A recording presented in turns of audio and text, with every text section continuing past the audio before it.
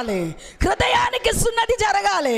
హృదయములో ఉన్న చెడుకు, అపవిత్రతకు, పనికిరాని వాటికి, పాపానికి, అబద్ధానికి, మోసానికి, పనికిరాని చెత్త చెదారం అంతటికి సున్నతి జరుగునుగాక.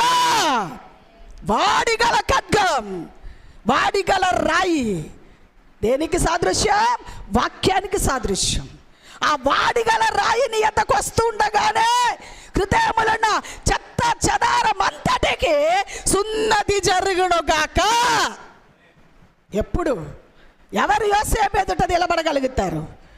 ఎవరు పరమదేవుడైన యేసయ్య ఎదుట నిలబడగలుగుతారు?